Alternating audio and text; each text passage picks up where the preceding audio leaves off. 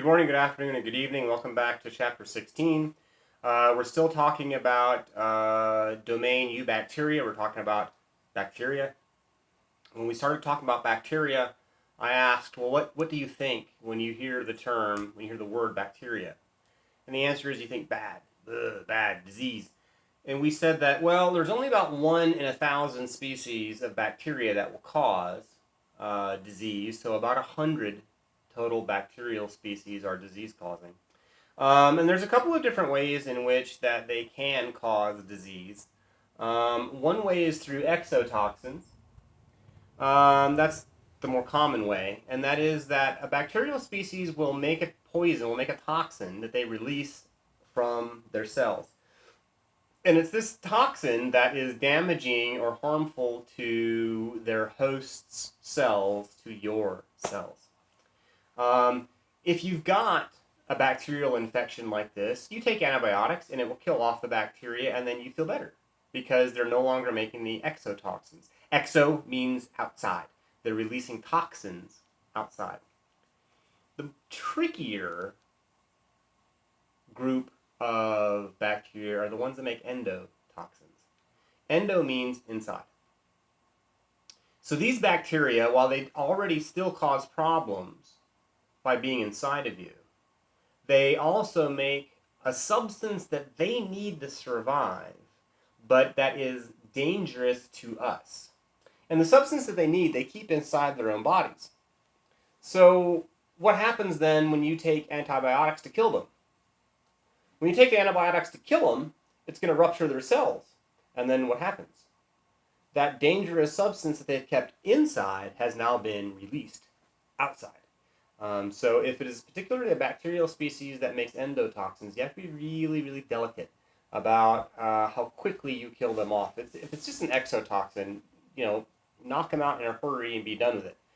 Don't want to do that with ones that make endotoxins. If they make an endotoxin and you knock them out in a hurry, you're suddenly really, really sick, even sicker, and could even potentially die. Some common disease-causing bacteria that you know of, Staphylococcus aureus, staph.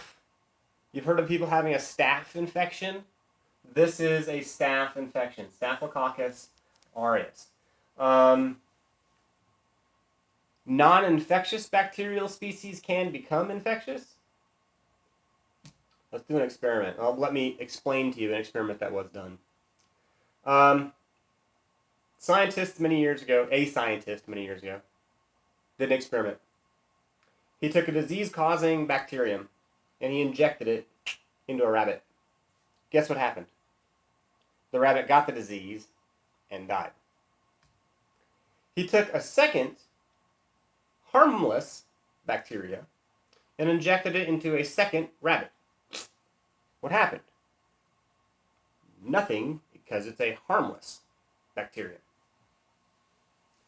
He took the harmful bacteria and boiled it, killed it, and he injected that into a third rabbit.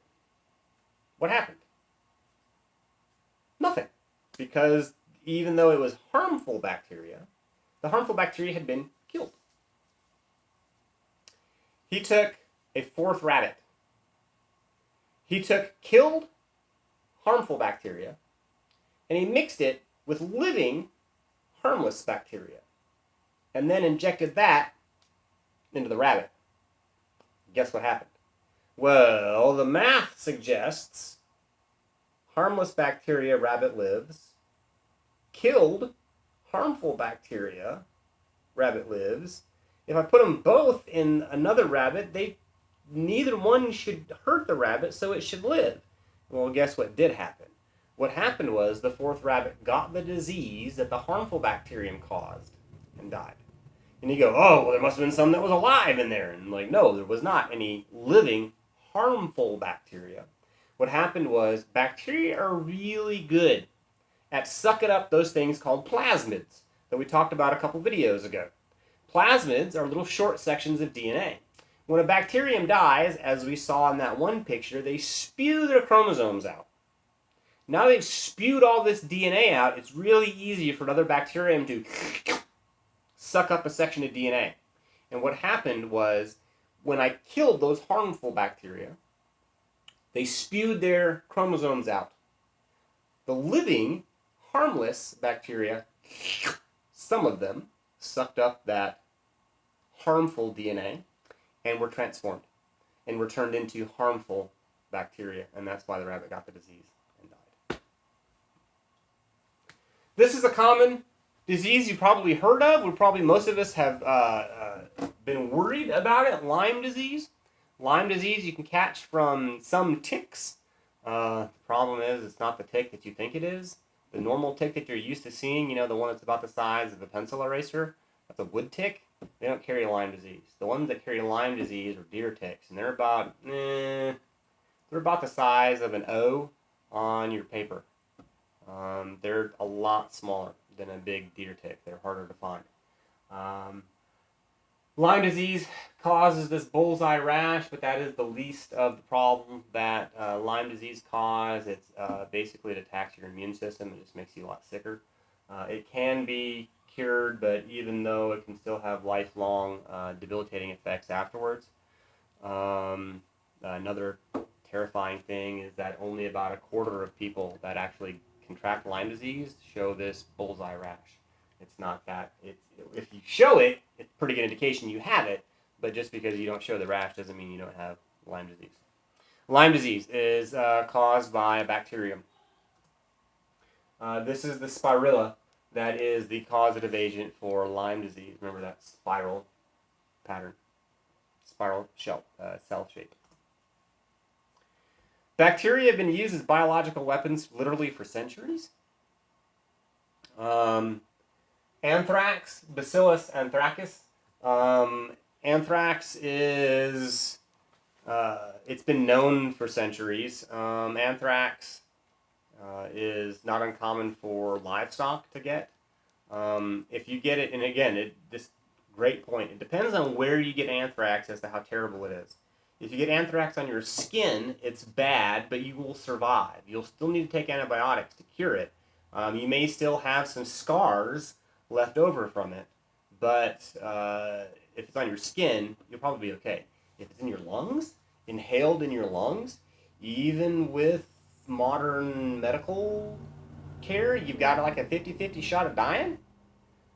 Depends on where it is as to how nasty, how bad it is. Anthrax attacks and destroys body tissues and immune cells. Most of you are probably too young to remember the September 11th attacks. Right after the September 11th attacks, federal judges, several of them received envelopes that contained a suspicious white powder. And the suspicious white powder was anthrax spores. So what was supposed to happen is they were supposed to open the letter, and when they opened the letter, what would happen is the spores would come out and they would inhale them. And what happens if you get anthrax in your lungs? You have a 50-50 shot of dying. This is what anthrax looks like.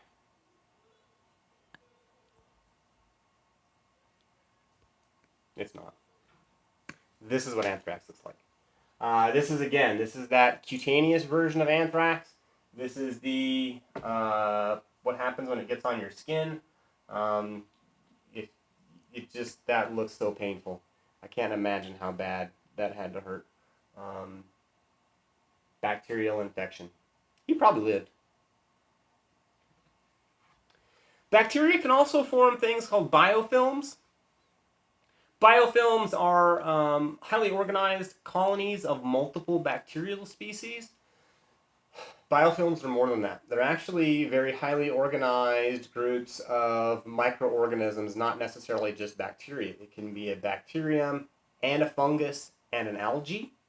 All different groups of organisms, microorganisms living together to make these things called biofilms. They are absurdly complex.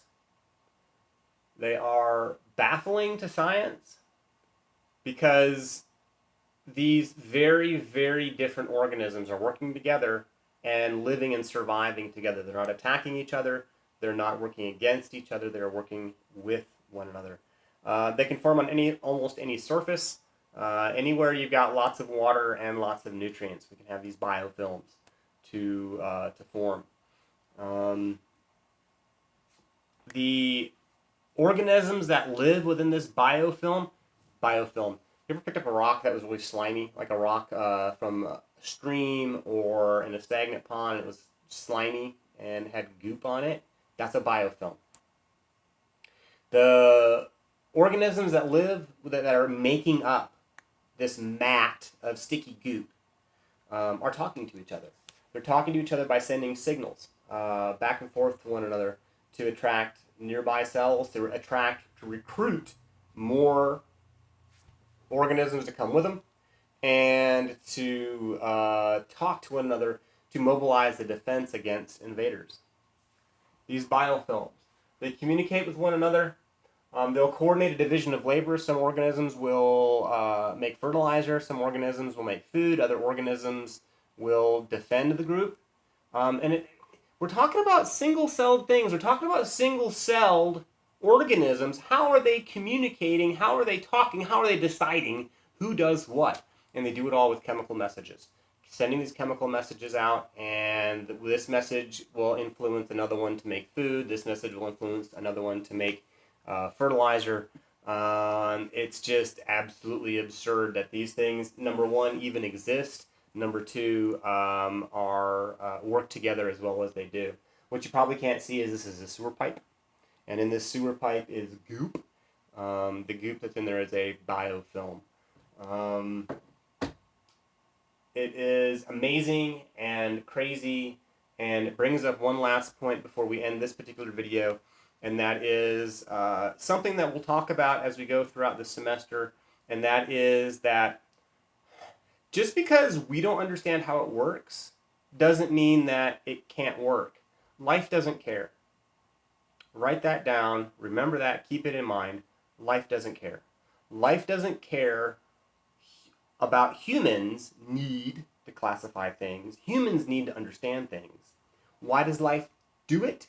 Life does it because it works. We don't get how they work together. We don't get how they talk to each other, how they decide who does what. But that doesn't matter because it works for them, so they do it. Life doesn't care.